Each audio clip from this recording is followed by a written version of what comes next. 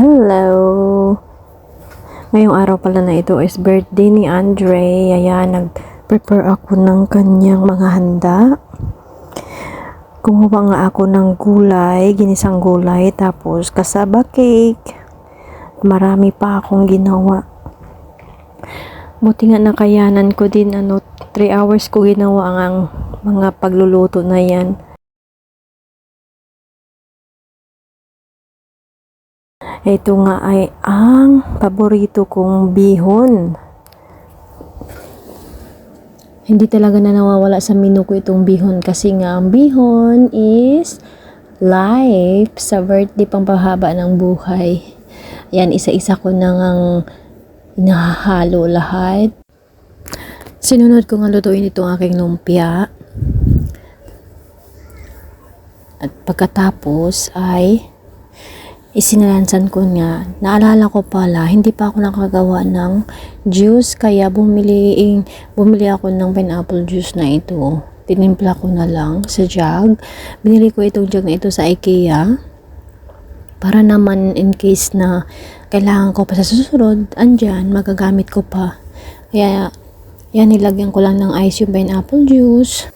Ito nga pala yung mga hinanda ko: igado, bihon, pizza, syempre hindi mawawala yung fruits natin, watermelon, at saka ginisang gulay, kalderitang manok, chicken wings with honey, and spring roll, kasaba cake, ang aking favorite, muffin, chocolate muffin, puto at kutsinta. Yan, wow!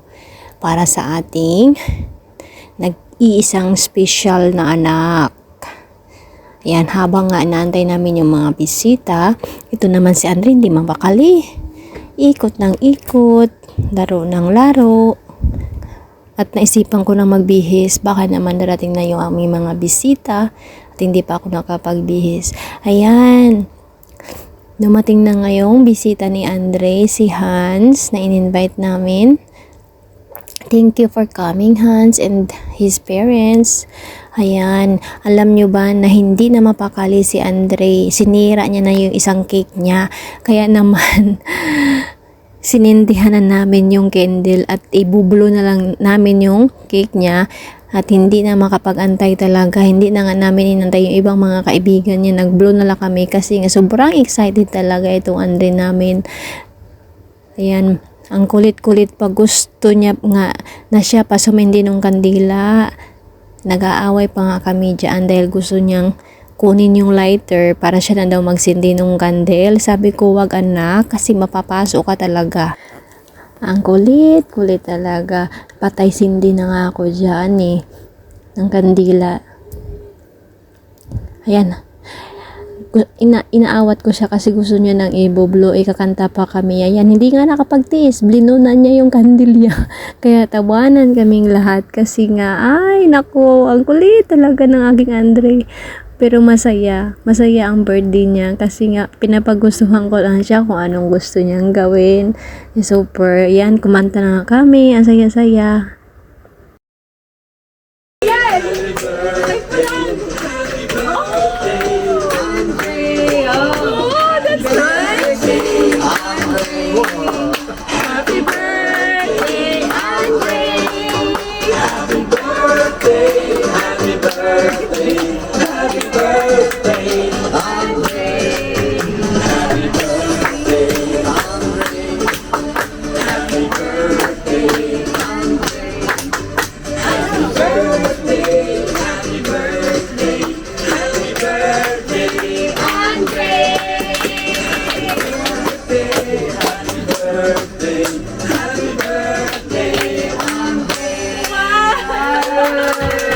Okay, let's blow the candle. Happy birthday! Happy birthday! Ang ganda na eh. Yeah. Happy birthday! Blow it! You need to blow! Blow! Blow, 1, 2, 3. Wow! Yay! Which one? Which one? Happy birthday! The lighter? The lighter? Again? Again? Happy birthday! Happy birthday! 3 cake pala yung mayroon si Andre. Kaya grabe ang pasasalamat namin sa mga nag-sponsor niyan, nagbigay. Thank you sa inyo. Hindi ko man kayo mapangalanan pero nagpapasalamat ako ng buo sa inyo sa pagpunta at pag-support nyo kay Andre. Thank you so much. At habang nga nagpipray kami dyan, hindi talaga makapaawat ito si Andy. Gusto nang kumain ng cake, kaya pinagbigyan na lang namin.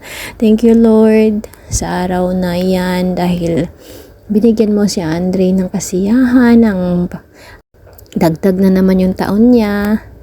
Ayan, nagkakasiyahan lang. Thank you guys sa pagpunta. Maraming salamat, at least masaya si Andre. Dumating na nga itong aming kaibigan na si Chris at nagbigay ng laruan kay Andre. Maraming salamat Chris. Ang laki-laki ng laruan niya. Excited na nga niyang binuksan. Maraming salamat sa pagpunta. Hanggang dito na lang. Bye!